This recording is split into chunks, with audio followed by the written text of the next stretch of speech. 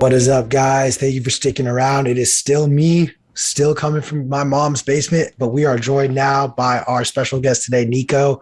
Nico, thank you so much for joining us over from the Simply Bitcoin team. What's up, man? Happy to be here. I think I just saw Coin Icarus join, also known as Phil. We're excited. There he is. Hello, I'm super sorry. No need to apologize. We heard about the rumblings. We are live right now, just as a heads up. But we did hear, unfortunately, about the computer glitches and issues. Hopefully, for your guys' show, you're able to get that sorted out. I appreciate that. It's Murphy's Law, right? You guys know because you guys have been making content. So, all the bugs, the Zoom bugs. Oh man. Nothing is more stressful, I think, and Chris will be the one to really attest to this because I've never seen that man so scared, stressed in one moment in his life in the short time we've worked together. But the time when YouTube kicked us off and deplatformed us, he genuinely thought he did something wrong or pressed the wrong button. But like, honestly, we can start there because I wouldn't hate talking about this. So thank you to, I want to give you credit in the chats for bringing it to our attention. Rand Moore, thank you for bringing it up. Telegram, as of yesterday, Brazil's Supreme Court did reverse the decision to ban Telegram in the country. 20,000 per day fine was levied if you were using the app. I mean, look, censorship ultimately is bad. Just telling people to not have an idea, not think things through, believe what you believe them to believe what you want them to believe. I view it no different as burning books, especially in today's day and age where like I force myself to buy books because I'm like a crazy person who like I want to feel the tree dead between my hands. I'm like that, I guess.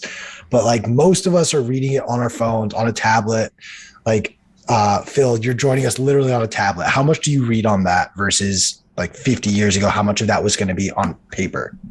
So ironically enough, I'm actually joining from my phone, and Nico knows I suck at using my tablet. Okay, he got me to get an iPad. I got like all the features, and I never use this thing. I'm actually charging it right now. It hasn't worked in months. But anyways, to your point though, okay, I would say that I listen to, I'd say 90% of the books now that I quote unquote read. But also to your other point about having the, quote unquote, the dead trees, I think that there's something really, it's not just nostalgic, but there's something really important about printed books. Because to me anyways, digital, when something is digital, technically, right, it can be changed. It can be changed at any time. And I mean, who's to say, who's the wiser? But when it's printed, you can actually, you can see the different editions, you can see the changes that they've made, and you can actually take a look at the quote unquote original text. So I think that there's something to be said for printed books. Oh, you're muted. I love that. You're absolutely right. I think the other angle and lens of this, though, especially is in the digital age, to block just a page from being created or to block text from being shared. It's akin to burning a book at this point in time. I don't know if you guys feel the same or if I'm just being hyperbolic right now. Yeah, I think, look, I think that most of human history, that's always been the case. I think that America itself is an abnormality. And I think that like a specific events needed to happen for America to be the way it was and for the First Amendment to be freedom of speech, right? That's an abnormality. That doesn't happen in history. So I think what we're seeing right now is because the conversation has moved to the digital public square, and apparently, there's obviously, it's politically contentious. It's a politically contentious issue. Certain companies they see that it's beneficial to them and, their ideology and their goals to censor certain speech. But I think that's been the historical norm throughout history. I think it's really an abnormality what is happening right now. And I think that's why something like Bitcoin is so important, right? The censorship resistant properties of it, right? We have examples of Afghanistan. We have examples of Cuba, we have examples of Venezuela, we have examples of Ukraine, we have examples of Russia, of whole swaths of people getting completely, like, okay, one thing is communication, but those people in those countries, those unfortunate people, are completely cut out of the financial system. Like, they can't even use it at all, right? So I think Bitcoin is going to usher in this age of, or this mental idea, the fact that no human being should have the right to censor another human being's speech, period. And speech includes your ability to transact with somebody else, right? And one more thing, I know, shout out to Start9 guys, right? The Bitcoin node, right? It's a dedicated computer. It's always plugged in. It's always wired, right? If you somehow connect that with, you combine that with a router, all of a sudden, or like a router or like a personal server, all of a sudden you have peer-to-peer, right? You have a peer-to-peer, server-to-server type of communication setup. So I think Bitcoin could be the Trojan horse to a peer-to-peer internet rather than what we have today, other than Bitcoin, of course, which is if you run your own node. But you kind of have this system where it's like communications go from me to a server to the other person. And I think that is just, it just gives a very few amount of people tremendous amount of power to get to dictate what is good speech, what is bad speech. Yeah, and Nico, I think that's a perfect point. I think, one of the first lines in the Bitcoin white paper is peer-to-peer digital cash. And I know, I guess people don't realize it. I think now we're kind of seeing it in real time play out, that the benefit of being peer-to-peer, right now we've had governments, whether it's Canada or governments around the world, trying to pressure Putin and the Russian people, basically preventing them from transacting. And it's a real shame, to be honest, but Bitcoin, like exactly that you denoted, it's server to server or peer to peer. I can send you value or Q or fill value without being stopped. I mean, and even it goes to show, like Jesse Powell, the CEO of Kraken, one of a cryptocurrency exchange, but he's a Bitcoiner by right. I know him. And he was saying that, if a government pressures them to censor transactions or do something, he basically said, like, take your Bitcoin off exchanges so I can't do anything against you. He would be under law if a judge or a president or something like that says he has to do it. He has to abide by federal laws. Otherwise, him and his company could be shut down. He could be jailed or whatever it may be. Go ahead. I think that's the absolutely the Jesse Powell, and I think it was Brian Armstrong, right, as well. I mean, Brian kind of, he was 1 foot in, 1 foot out. Jesse was really the one that doubled down.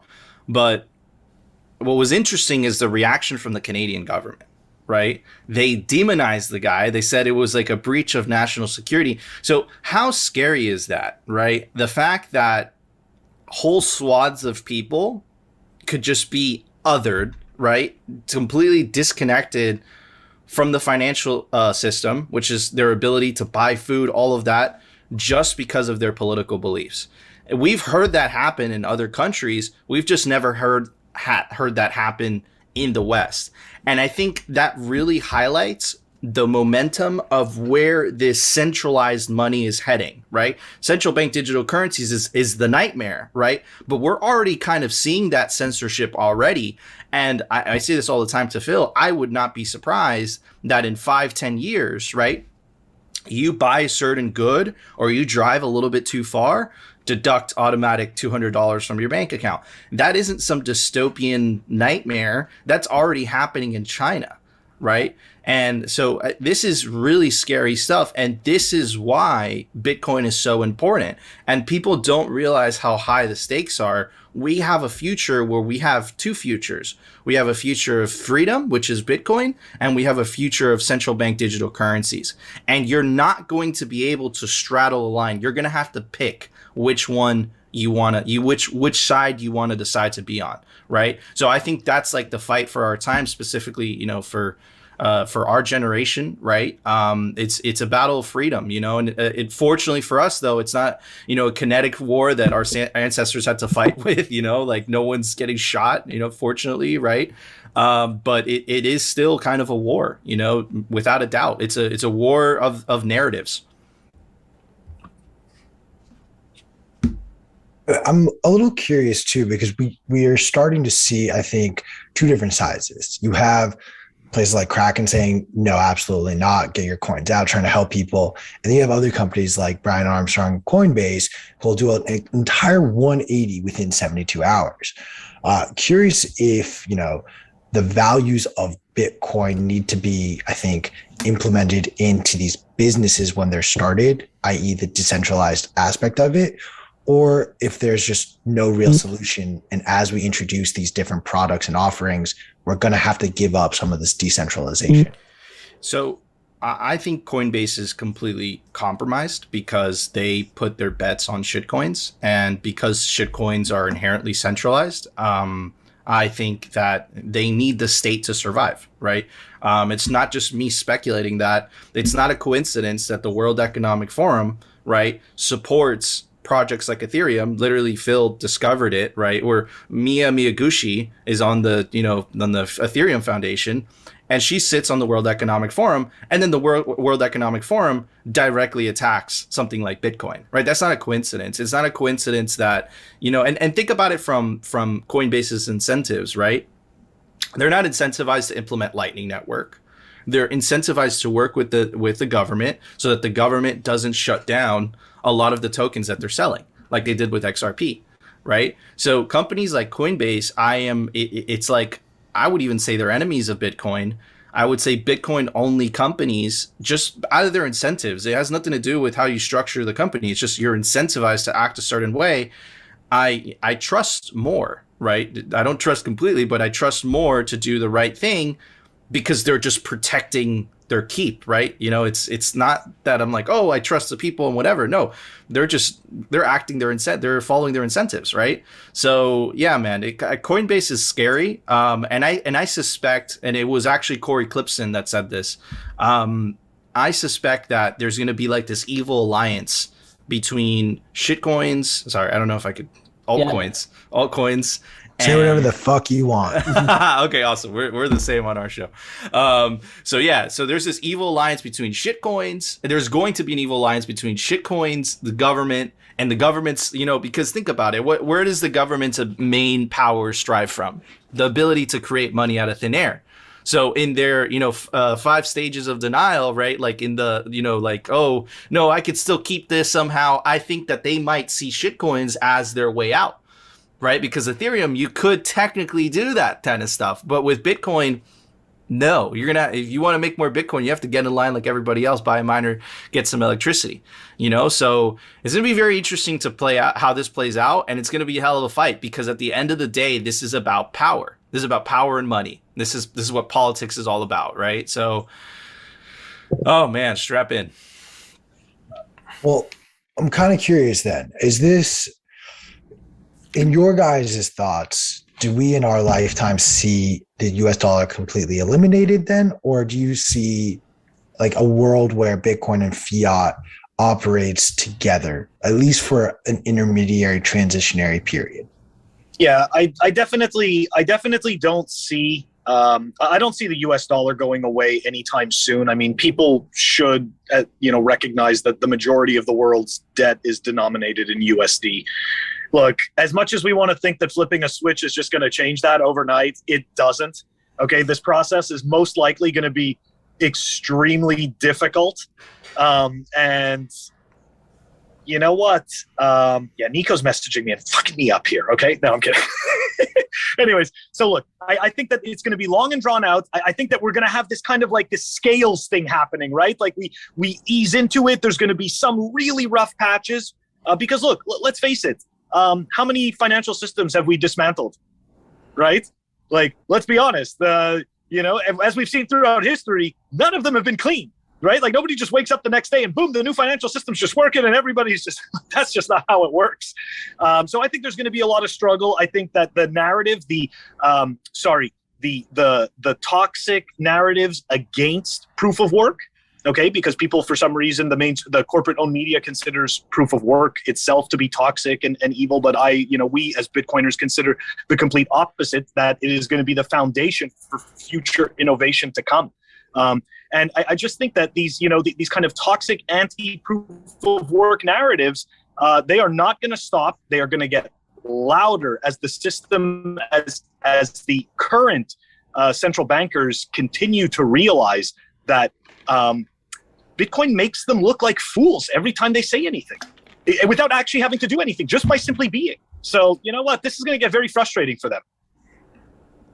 Yeah, definitely. I'm giving a shout out to all of our platforms. Thanks for watching. Like, share, subscribe, Rumble, all those different things. But going along with Phil's point, I think things are only going to get worse before they get better. I know many Bitcoiners see that. Did you guys see, I believe you guys had it on your show recently, the Bloomberg opinion saying if you make less than 300K a year, stop feeding your animals, stop getting them chemo treatments, take a bus, sell your car, live on lentils, the list goes on and on. So kicking it back over to Nico and Phil, the gaslighting that's occurring, and it's only getting worse. I think the thing that makes it even worse is that they'll never admit they're part of the problem. And whether they're part of it indirectly or directly, they're never going to say, oh, the money printing is causing the problems. No, it's Bitcoiners and their energy wastage. That's causing the price hikes. No, it's Putin and causing the gas hikes. No, it's, X, Y, and Z corporation because they're being greedy and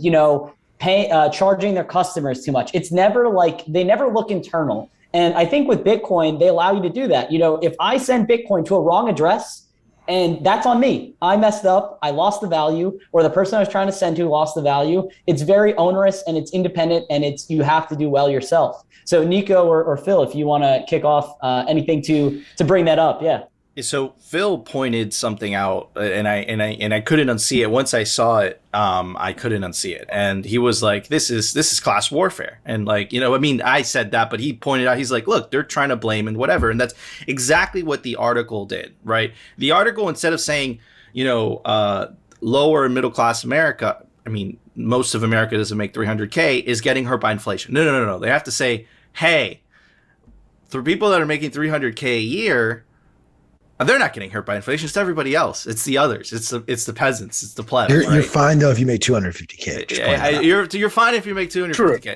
So and when Phil pointed it out, I'm like, this is Marxism class 101, right? This is literally divide and conquer, right? Blame the rich people, blame the corporations, blame whatever, blame what you said, right? Blame everybody but yourself, right? And look, at the end of the day, the fiat system, the incentives are so misaligned that it's like you're actually rewarded if you lie. You're actually rewarded if you cheat. If you convince the mob to buy into your idea, you're good, right? So it's like, do you really look, you could be moral, you could be ethical, right? But do you really blame certain people to exploit that system? I don't. I think it's just a bad architected system, right? So I think Bitcoin absolutely fixes this.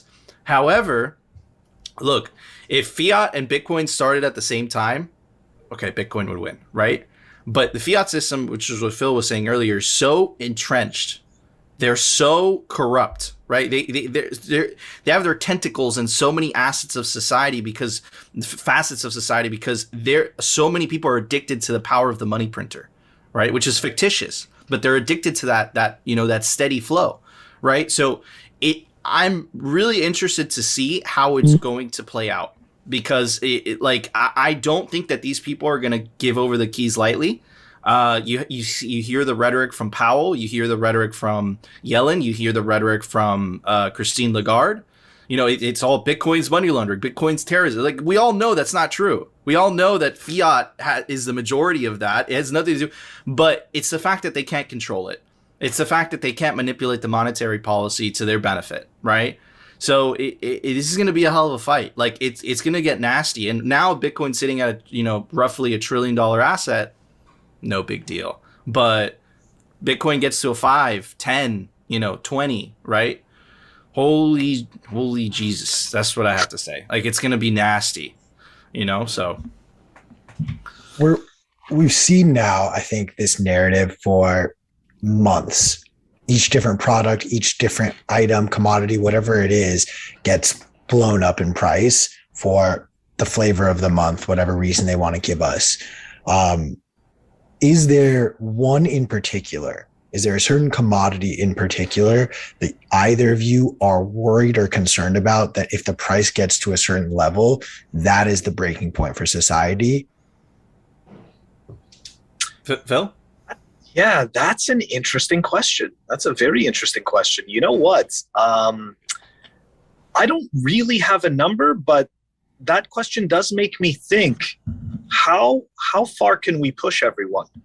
Right? Like how far can we push everyone? Like in Europe, right? Like, okay, so for example, we're paying essentially what we're paying in the US now are the prices Europe has been paying for gas for like the last, 10, 15, whatever years. Okay. And in Canada, it's not much different either. So, people are sitting here freaking out about the gas prices, not realizing that there's a good portion of the rest of the world that has already been paying these prices. And don't get me wrong, they're all getting to work and they're all paying their bills and life is going on. Not to say that it's okay, but my point is that you just got those people to deal, to deal with it. So, okay, this is probably not the level where the problems begin. I think, this kind of goes back to a book that I'm actually reading right now and almost finished, which is, When Money Dies, which is the story about Weimar Germany.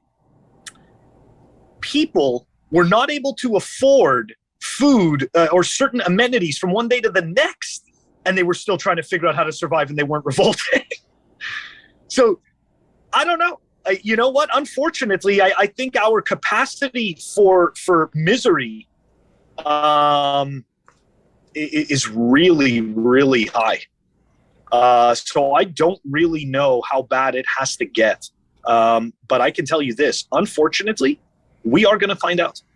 Like that is just, I think that is a reality of things. Like we are going to find this out. Nico, I don't know if you had anything to add there. Yeah, look, I think it's gas. Whether people want to believe it's electric cars, no, the world runs on fossil fuels. Okay. So if that keeps going up, oil keeps going up, that's going to hurt every other. The sticker shock is going to be the trucks that deliver the ships, all that stuff, right?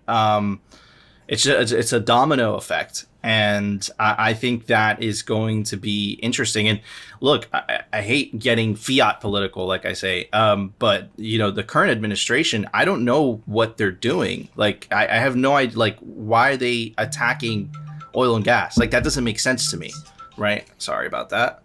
That doesn't make sense to me. So I don't know. I don't know what they're like. I don't know what they're trying to get out of this. I don't know if they're so caught up in their green version vision of the world, but I don't think it's grounded in reality, right? The majority of Americans, first of all, can't afford an electric car and don't own an electric car, right? So why are you actively attacking them? And then it's like as if, and I said this yesterday, it's almost as if they're centrally planning to try to pivot the U.S. economy away from oil and gas to electric. But we know that centrally planned economies always catastrophically fail. The free market's always better. So to me, I'm just looking at it and I'm in confusion, right? I don't understand it, right? So I think that's really what's going to get people up in arms. Now the inflation aspect of it, I think is a whole other thing. Let's see. I don't know. You guys cover this better. I went straight to Bitcoin. I don't know any of the traditional finance stuff very well. This is what I always ask Phil. I'm like, Phil, I always ask him for this. So I'm very doubtful. Okay. I'm from a conceptual standpoint, I do understand it. I'm very doubtful that they'll be able to raise rates. Because if you look at the history of the rate thing, it's like every time they raise it, it's a little bit lower than the last time. And then this time they don't have the wiggle room. And then everyone's like, oh, Volcker in the 70s. Like Volcker had like 5, 6, 7, 8 points. They don't have that tool today. So I don't know how they are going to control this. I don't see that. I don't see it happening. And then it was Peter Thiel, right? That had this awesome speech. And he made the analogy of the Wizard of Oz, right? And people kind of see Jerome Powell and the Fed like the Wizard of Oz, right? But once you pull the cape, right? It's, you see it and it's like, they're just printing money, right? So look, out of all their actions, they're master communicators to tell you, we are going to raise rates, but at the same time, not right now. It's like, it's double speak. And to me, it's insanity that most of the world's economy is the markets are based on what the F this guy has to say on Wednesday. That blows my mind. Not just any guy, a lawyer. A lawyer. What the F is that? Only the best.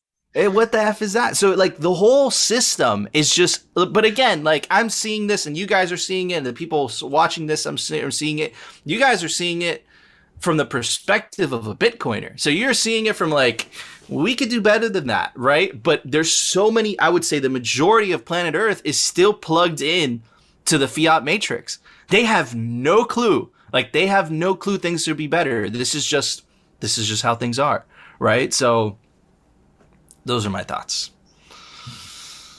Chris, I'd love to also give you the chance to sort of talk on a commodity before I share my thoughts on it as well. Is there a commodity that you're keeping an eye on or most nervous about? Yeah, I mean, it's the price of oil. I mean, gasoline and the barrel of oil, exactly to Nico's point. My previous life, I was an engineer specifically in the energy sector. And going along that, barrels of oil control, I don't want to say control the price of everything, but it definitely dictates the price of everything else. If it's more expensive to get gasoline to get in trucks that transport food to all the supermarkets, that's going up. Electric cars, it's going to be more expensive to mine the silicon and lithium and everything that's needed for the products that go into an electric car. So that 70,000 car that they're saying you can get that you have no gas, well, it's more expensive to ship. It's more expensive to mine the elements that are needed for it, getting the metals out of the ground. We don't even have to get into the environmental impacts of that alone. But, solar panels, it costs a lot of energy, whether in the form of diesel or oil to do that. Any of the windmills, those polyethylene blades or polypropylene blades, are made up of oil byproducts. So if oil gets more expensive, that gets more expensive. You're hindering all the other forms of electricity because they require backhoes, trucks, dump trucks, tractor trailers, 18-wheelers, you name it. If the price of those filling it up goes up, everything else goes up in tandem. It's not immediate, but it's definitely a leading indicator before a lagging indicator with everything else. So my thought process is borrowed from David Friedberg. I really resonated with what he said, and what both you, Chris, and Cornicarus and Nico, all of you guys have said, I think, very valid things, but there's one thing in particular that I am worried about, and it's wheat, because of how many calories wheat provides to the world. I fucking hate gluten. I still eat and consume gluten. In the US, they tell you need 2,000 calories, and that is because we're a gluttonous country. That's not even how many you need to survive. I believe the number is 1,200 or 1,500. Someone in the comments somewhere correct me. It's one of those two figures. If wheat production decreases, mind you, we only plant for 90-day cycles. That means we only have enough wheat to last us for the next 90 days. The period where we're supposed to start planting and growing is coming up at the end of this month. And of course, if you're not aware, Russia, Ukraine provides about 40% of the wheat for the entire world. Now, how does that actually impact and how does that get doled out? Well, of course, the rich countries are going to eat. They'll pay the premiums, whatever it costs. And in the meantime, the lower and lesser developed countries are going to get rocked. And they're not going to be able to afford to buy the food coming into their country. They're not going to be able to then give food to their population. And as a result, I think that will trigger so many more things that we can't even imagine. What happens when a whole country can't feed themselves, but they know that their neighboring country can't? You really think they're just going to sit there and do nothing? You don't think that, the people who hop over the border here in America, you don't think that's going to amplify if all of a sudden no other country south of us is able to afford the calories to provide to its people, let alone the people having the money to buy said calories? And it's weird that we have to start thinking of things through this lens of, can you afford enough calories to live both as a citizen and as a country? That to me is, I think, one of the most terrifying things happening in real time. I bought into this narrative and I've done my own due diligence and found that it is false. There was like this meme going around for some time, I think in 2020, where the wealth gap in America is wider than the wealth gap ahead of the French Revolution. That is actually not the case. Ahead of the French Revolution, the top 10% of France held 90% of the wealth. Thankfully, we're not there. They only hold, in America, 70% of the wealth right now. So it's like, we're not there yet, but guys, we need to fix that. Besides the point, besides the fact that gas, there's a secondary issue that I have with just the global gas markets in general, and it's the cartel. It's the fact that it's just a giant freaking mob that dictates to the rest of the world how and when they can operate. The fact that Putin gets a seat at the OPEC plus meetings, but is kicked out of everything else, shows me and proves to me the fact that the oil markets are so manipulated. The fact that Iran has upwards of 100 million barrels of oil sitting in the Persian Gulf, waiting to be told, where can we sell this to? Like, we just need to do this at this point. It will be very interesting, I think, how oil is operated in this intermediary in the future. I am kind of curious, though, Nico, you mentioned a certain point where why did our political leaders buy into this narrative that we have to get off of oil? I was pounding this drum over the weekend with some family. I'm a big snowboarder. I go to the mountains as often as I can. This has been one of the worst seasons across the Rockies. It's been dry. There's not been enough rainfall. The snowfall has been very minimal at best. And you're looking at potentially ending a season very short. It started late and it's going to end early. This has been an iteration that we've been seeing in just one instance of outdoor activities that I love to highlight. I'm a big believer in nature. I love nature. I go to the beach. I live in LA. My rule is if I go to the beach, I pick up a piece of trash. What our government officials are doing may not necessarily be correct, but I think this reliance on a cartel to dictate to us how and when we can drive our cars, that is, I think, a motivating factor to get off of this oil standard. If it means that they themselves want to create the cartel or be in charge of the cartel, that remains to be seen. But I'm curious where what you're sort of seeing as far as why we're not involved or why we're trying to get off of oil and gas. Well, I mean, so like, think about how that cartel was created, right? It's because they have a monopoly on the, it's not really the creation of oil, but I'm going to say it like that, on the mining or the extracting of oil. America had, and I'm sure Chris could add to this, they had a shale boom, right? We figured out how to extract more oil out of the ground. And by doing so, it actually hurts the cartel. So if you want to take power away from the cartel, America needs to start mining the oil again, right? So, but again, that would de-incentivize, right? That would de-incentivize this green movement that they're trying to do. But let me talk a little bit about, so first of all, I think all of us care about the planet. I live in Miami, right? I live right next to the water. It's the same thing, right? The ocean, it's tragic. The amount of trash in there, horrible. So I'm not trying to discredit any of that. I think we all care about the planet. But what I am trying to discredit is these bureaucrats do not have the capability, because they've never done it, to fix this. Going to Glasgow on private jets and virtue signaling to the world that you want a greener world. No one's listening to you when you have an 80-car motorcade. China didn't even show up. Right? So I think that giving bureaucrats trying to centrally plan the world into a greener market, it's BS. Let the free market do its thing. Right? And if you want to fix the cartel, if you don't want to be dependent on the cartel, unleash American energy. We have it here. I don't know if this was political propaganda or not, but it was like energy. We were energy independent at one point. I don't know how factually that is, but let's say 80 or 70% of that is true. Right? Now we're in a position where we're actively buying oil from hostile countries like Iran. And it's like the incentives are so messed up. And one last thing, in Germany, right, the policies there, they tried to be green. And it was absolutely catastrophic. And the country ended up burning more coal anyway. Because who would have thought, if you don't produce energy in your home and you just buy it from someone else, that someone else is burning coal to make that energy. So it's not sensical. And now I've heard rumblings that they're turning on their nuclear energy is very, very green, right? I think that people have PTSD from, the Chernobyl and all that, but how far the technology has come since then, right? And the fact that it's not being looked at, and you're trying to prop up so-called renewable energies, which Chris could, he's an engineer, so he knows more than this. Renewable energies suck, right? They don't correlate with the demand. It doesn't make sense, right? Like wind energy doesn't make sense. Solar doesn't make sense. They would not exist without government subsidy. So the whole thing to me is just like, look, I think it's a bad ideology. I think I think it has to do with control, trying to control things. But again, I think Bitcoiners are all a little bit paranoid, but that's my perspective. I can't explain it, bro. I can't explain someone getting elected into office, okay?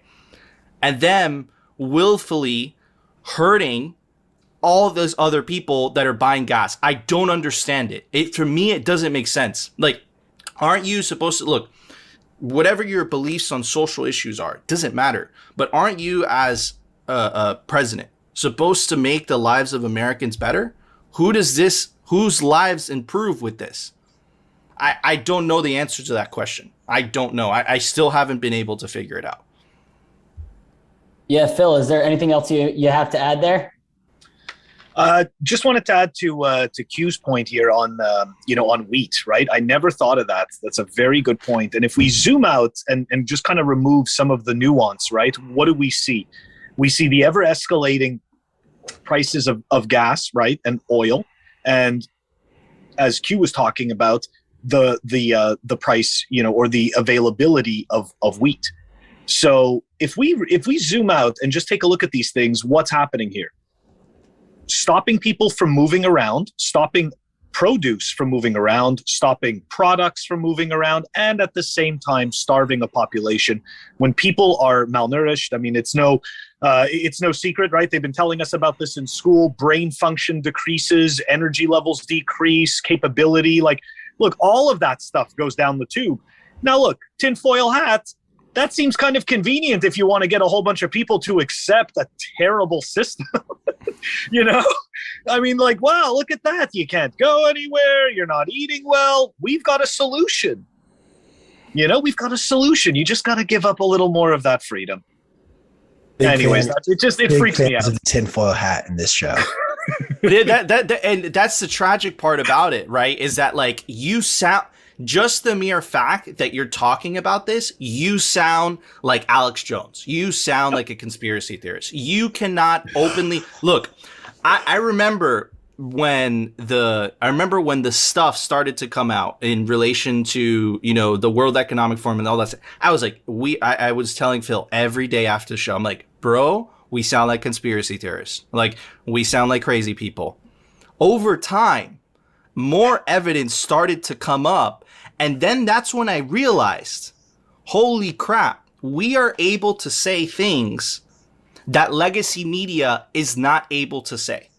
And that's why you are seeing, and the attempt to censor people like Joe Rogan, because he's able, for example, Russell Brand said it yesterday, right? He had and it was a viral video, right? Why aren't we hearing that from our betters? Why aren't we hearing that from the media?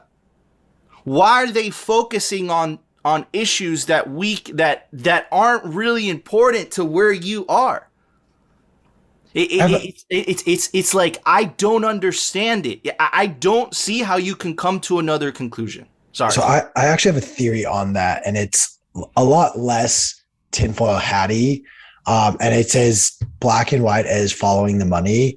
But in a capitalistic system where all businesses are derived from the idea of maximize profits, you then have media companies catering to whatever the lowest common denominator wants. That's why you get the hyperbolic news on both Fox and CNN. That's why there always is, in my opinion, there's always a war going on. There's always some sort of a famine going on. There's always some sort of disease. As far back as mad cow disease, I can remember this. And there's always a natural disaster. And what do these four things have in common, as someone who's never read the Bible knows? They're the four things that happen right before the end of the world. So they're always on the news. There's always those four things, especially on American news, that are always happening because we're in a Jesus-loving country. People are always worried about the fact that, oh, when is the world going to end? These are the four triggers of it. So there's always that on the news. So I think a part of it is based around this idea of we just need to get people scared enough to keep tuning in. But I don't want to stay on that topic. That's just my less sexy. What is less sexy than a tinfoil hat? My saran wrap hat. That's what we'll call it. But let me. I love it though. Let me go back to that. Right. Please. Why is it that independent media could just talk normal? And if you look at the numbers, for example, Joe Rogan right now is 11 million average viewers per episode. Tucker Carlson, number 2, 3.5. Joe Rogan is having normal conversations. No end of the world, because I hear you, right? And the country is so divided right now that you have the right wingers that are like, this is the end of the world. And you have the left is like, those are fascists, right? It's so divided. I've never seen it this way. It's absolutely crazy, right? But you have people like Joe Rogan. He successfully straddles, right? You could listen to Joe Rogan as someone who comes from the left. This guy's awesome. You can listen to Joe Rogan from the right. This guy's awesome. It's only legacy media. It's only the establishment media, because everyone else, it's like if you see any independent content creator and they're blowing up, right? There is no narrative. There is no whatever. It's just like speaking about events that are happening. So and I was telling this to Phil earlier, right? In 2003, if social media was around, we would not have invaded Iraq. Oh. Their ability to control information in the narrative rested on their ability to control the gatekeepers of information, which are publications and our legacy media. The internet has completely disintermediated them, and they don't know how to control it, so they rely to censorship. And now add into the mix Bitcoin. And what do you get? You get a fuck ton of chaos. And that's exactly what we're living through. Right? So I don't know, man. I think that it's not a right or left issue. I think this really has to do with legacy media and their ability to be able to control giant swaths of the population through narratives. And now the internet has hampered their ability to do so. Dude, I don't know. It's a rabbit hole. Just my last comment on this, and I am going to pass the mic to Chris. I think what we have to be asking is what takes a media company from just media sharing the news to legacy. And it tends to be there's some sort of money, either a Wall Street firm or someone who made a lot of money on Wall Street, who is looking at this no longer as a source of information, but as a business. And that's that shift. Thank God for David Bailey. Thank God for the likes of CK and Pete Rizzo and Mike Germano and Alex McShane, because if they saw how much money this show actually makes Bitcoin Magazine, probably not around for much longer. I'll steal wise words from the comedian George Carlin. And, he said, it's one big club and you ain't in it. Mm-hmm. And that comes down to money, the bastardization of money. I'll tie back into what Nico was saying. The reason that a lot of these politicians are gaslighting all this energy we're finding, whether we were finding fracking, I believe Nico brought up, that it's a deflationary thing. And I think the price of tomorrow, the more I keep going back to it, it's really like a masterpiece in the book that Jeff Booth made. In the book, I know he sent it to a lot of high profile people. He didn't name names, but basically they're all like, Jeff, you're completely right, but we can't stop printing money. When we're getting deflationary things such as finding excess energy sources, whether that's through natural gas, through fracking, through nuclear, whatever it may be, all these oil and gas companies have large balance sheets. And people don't understand this. I know many real estate people harp on this. The reason that real estate people keep getting more and more in debt is because we're inflating the currency faster and faster. So they're able to pull out money through a refinance. They're able to use other people's money to get debt and then get paid money from other people. So the reason that I'm not going to go conspiracy theory, but I'll go a little conspiracy theory here. It's not in oil and gas companies' best interest for these alternative sources of energy to come out, whether it's mini nuclear reactors, whether it's fracking from natural gas, whether it's any of these other things. So at the same time that we're seeing all these supply chain shortages or problems with energy, politicians need to throw money at things that, whether they know it or not, don't work, but make a good story, because then the price of the oil and gas can go up. And this is not to harm, consumers. This is because oil and gas are quite literally trillions of dollars in debt, and they have to owe their debts. And so the price of it going up benefits them, and they need to pay their bills, and they need to pay their bills, and the banks have bills against the oil and gas companies, and then the banks have bills against other central banks, and then it's all this debt pyramid, as you want to call it. It's a house of cards, and the base is made of sand. It's not even on a coffee table. So it just goes to show the money is the source of the problem. In a world where we have a deflationary currency, you're rewarded for finding the cheapest and best energy. You're not looking for things to make the price of things go up, because you're not in debt and you don't have debtors to pay back. So that's just that's my long energy engineering rant. I can definitely go into a bigger deep dive of that. But yeah, I don't know if there's anything else you want to expand on, Q, Nico, or Phil, on that. Dude, I really I love your perspective. Clearly, you come from the field. You're an insider, so to speak, right? And I love that perspective, man. I love speaking to people that work within the field, because they always give you, the signal and not the noise. So I appreciate that, bro. I appreciate that a lot. I mean, now I left that world because I saw the Ponzi scheme that it was. It's built on lies. So now I work for a Bitcoin company. So very different. But I'm loving every second of it. I'll pass it over to Q if you have any more questions to expand on that, or we can go tinfoil hat if you would like as well. Dude, you know me, I'll always go tinfoil hat for days on end. But wait, hold on. To be fair, okay, because I'm telling you, I've had an existential crisis about this. Okay, we all have. That's why we're here. I'm looking at Phil. I'm like, Phil, are we a right-wing, alt-right conspiracy channel? And he's like, no. So it was so hard for us. Like, you have no idea how hard it was for the first 3 or 4 months, because we're like, dude, they're not reporting this on the news. We're lunatics. But this was the validation. Okay, this was like our glory moment, is that we started seeing, no joke, this has happened to us like 5 or 6 times already, where we report on something, and a month or 2 months later, we see it on like Tucker Carlson. Exactly what we were saying. We see it on the media. So that to us is like, okay, this might be seen as a conspiracy theory now, right? But again, and we don't speculate like Alex Jones that like it's like the end of the world, they're demons. Like, we don't do that, right? We try to source our material. So it's like, okay, there's a newspaper, we're going to read from it. This is our case, right? And what disheartens me, bro, is the fact that people that are so-called journalists can't tell the truth more than, forgive me, Phil, 2 idiots on YouTube. Okay, like that, it blows my mind. If that is not a personification or whatever, a representation, better said, of the fiat world, I don't know what is.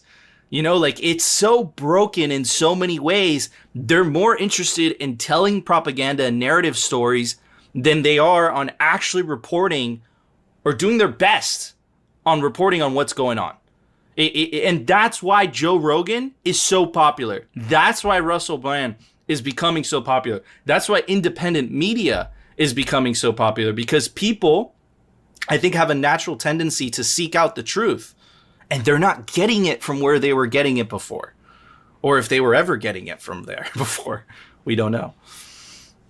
Well, this really starts to make you question, everything you've been told, right? Like, now we're starting to see these memes pop up where it's like, all these people that were telling you to, put on masks and, stay indoors and do all this stuff. Well, now all of a sudden these same people are pro-freedom, It's like you can't just do that, right? Like you can't just go and flip flop like that. Like the morals and the integrity, it has to be there.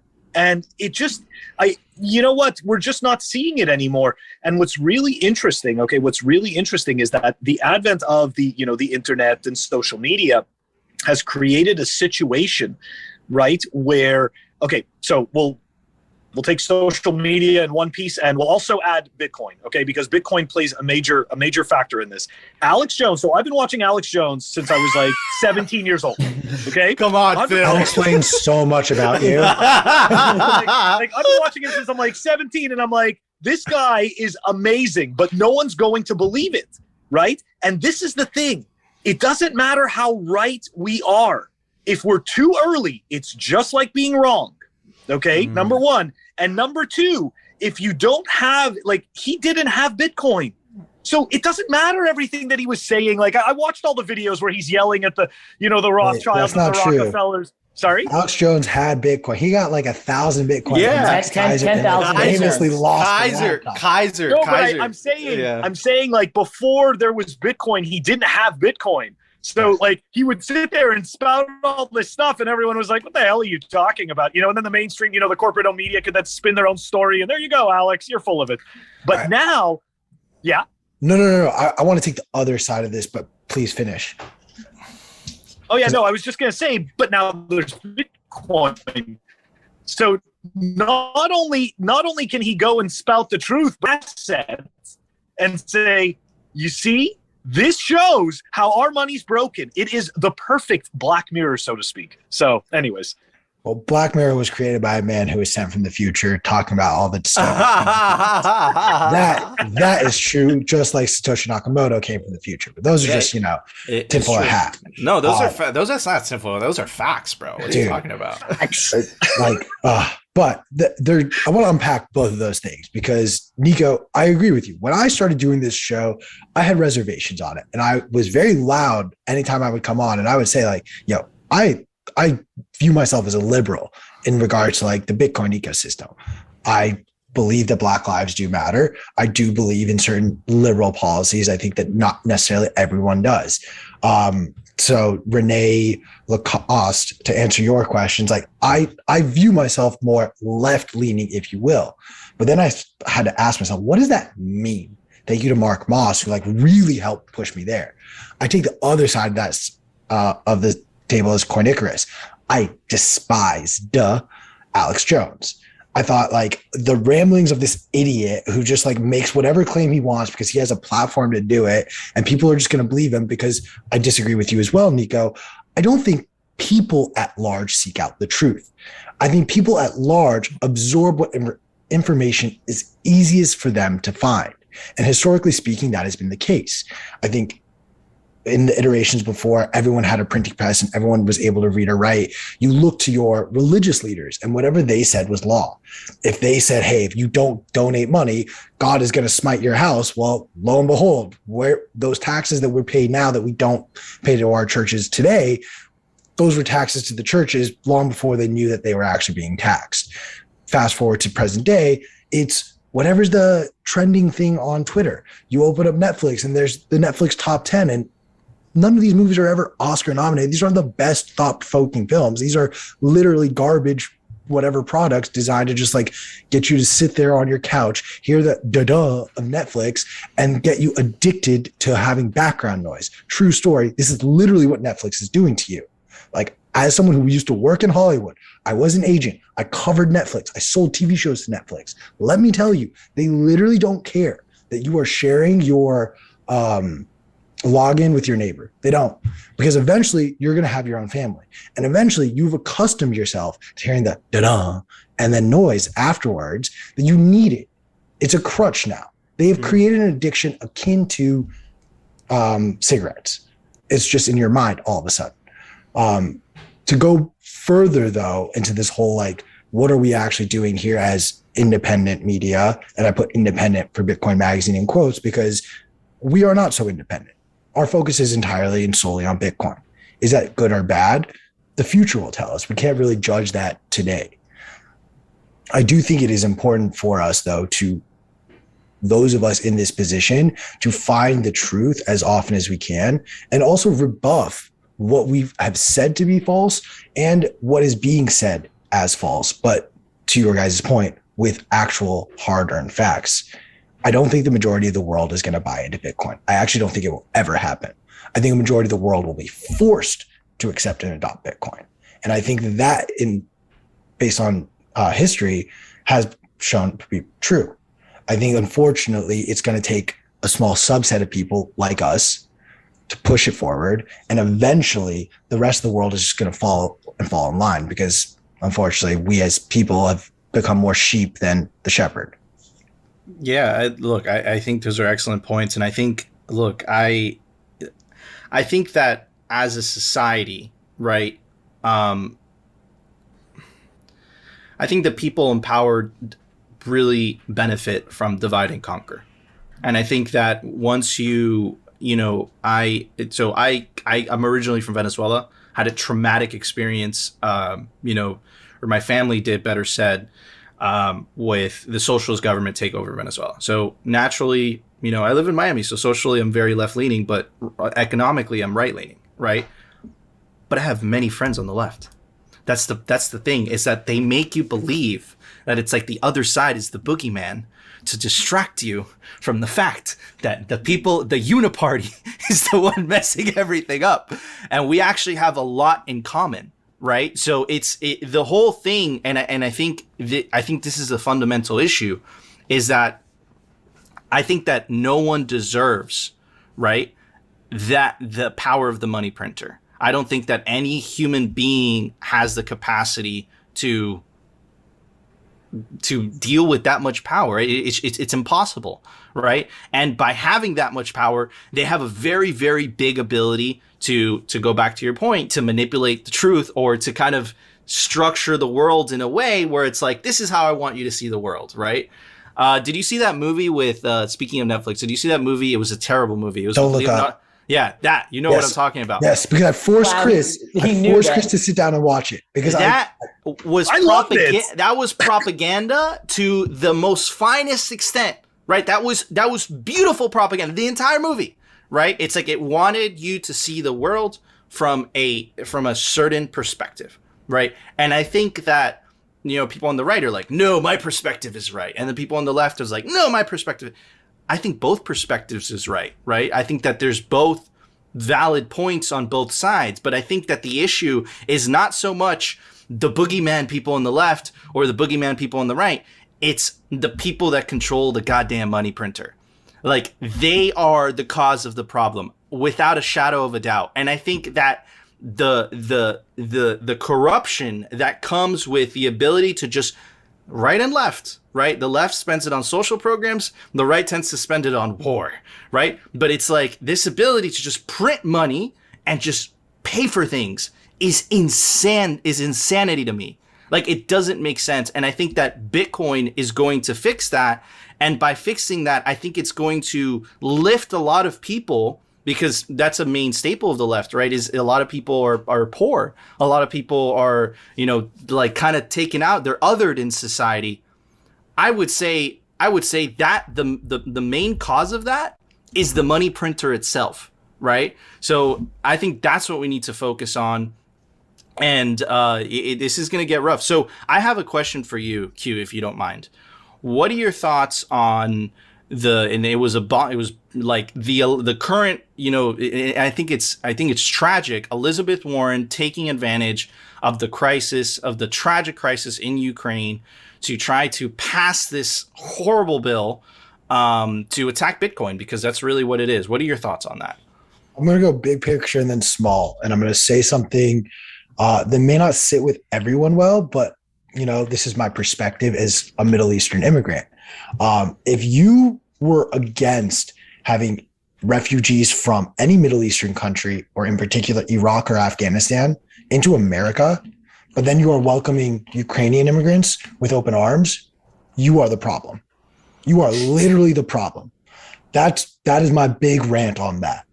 I think, unfortunately, what Elizabeth Warren is doing is the political playbook. Never let a good crisis go to waste.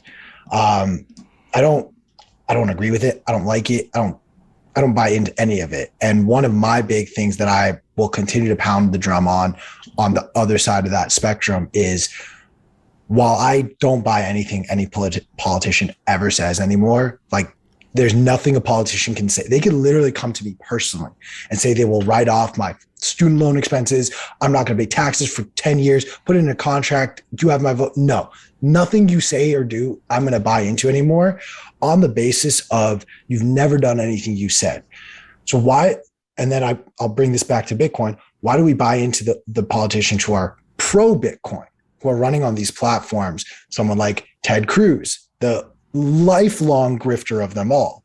I don't buy into either of their stances. I think Elizabeth Warren is doing this literally to buy votes. I don't think she actually cares about Bitcoin or knows enough about Bitcoin to make proper legislation, but she has a contingent of voters who are anti-Bitcoin enough and vocal enough that she wants to at least cater to that base and guarantee however many million votes that she's going to get by outlandishly saying or claiming certain things.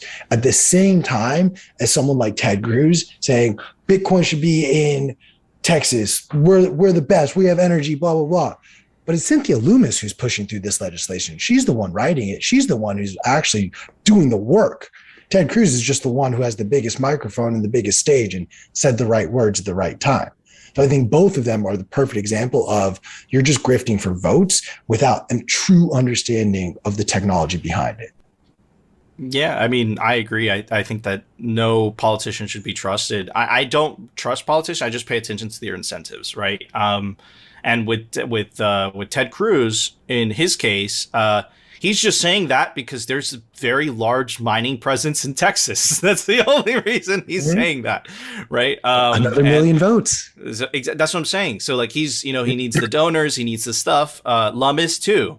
Wyoming is a very poor state. She's trying to bring business into the state, right? So I'm paying attention to the incentives. I don't know why. Think about it, because we know, for example, the majority of millennials, right, a good portion of millennials own, I hate to use this word, but that's what it is, crypto, right? And she's actively attacking it. That doesn't make sense to me. Like there's something misaligned there. I would like to believe it's a little bit more nefarious than the reason that you're looking at it. I would like to believe, based on what I've seen, right? And I also had an existential crisis about this when Phil was there to see this, to witness this. I was like, I would hate, like, because in my head, dude, I saw this happening over time, like slowly in slow motion. And I've just seen her escalate. But the reasons as to why she was escalating it never made sense to me. Like, for example, the recent video that kind of went viral where she's talking about how Russians could potentially circumvent sanctions. Then the CEO of Chain Analysis was like, that's not really capable, but because she wasn't getting the answer that she wanted, she kind of got upset. So again, dude, like, I'm not so concerned like what Ted Cruz has to say. I'm not so concerned what Elizabeth Warren has to say. I'm just paying attention to their incentives, and I'm paying attention to their actions. And what I'm seeing from Elizabeth Warren is, because I can't control this, we need to get rid of it. That's what I'm seeing from her, right? Because there's the reasons as to what she gives, they don't ring out. Like they don't check the list. Right. So what is going on there? And I actually had this conversation with Dennis Porter at Unconfiscatable in Vegas. How do we get more people on the left? Because the Bitcoin is bipartisan, it's for both sides. How do we get people on the left, establishment left, powerful left politicians to support Bitcoin more? How do we do that? Because whether we like it or not, and this is a very troubling pattern, and to me, it's heartbreaking. We have acceptance, other than Donald Trump, we have acceptance from the establishment Republican Party on the right in the United States. And from the establishment left, Hillary Clinton to Elizabeth Warren, we have anger, right? Like, why is that happening? I don't like that. I think it helps the left because it helps disenfranchised people that, the banking system is fucked over. It helps the poor. It protects them from inflation. So this is like this helps. But why are they getting so much? Why is there getting resistance? And that, to me, that's tragic. It's very unfortunate. And I'm not in that position to, like, you know, because I live in a red state. I'm you know, I have my own personal beliefs, but I always encourage people like Dennis. He lives in Portland. And I'm like, dude, like, you have to get on this, bro. Like, you have to use your platform to take care of this, because I would hate for this to become a partisan issue. It would be tragic for me. But that's what I'm seeing. I'm seeing a slow pattern of how it's playing out. I want to just make one comment as the token lib. I think to accomplish what you're asking us to accomplish is a redefinition, and not necessarily in the landscape of Bitcoin, but a redefinition of Bitcoin for the world. We have the meme of Bitcoin fixes this, and we joke philosophy, politics, sociology, economy, all that stuff. And it's true, Bitcoin does solve a lot of these issues, but we don't spend enough time defining a lot of them. And no different than yourself, I view myself very much at this point in my life, liberal as far as social issues are concerned, but physically speaking, like I want a separation of the financial markets and state.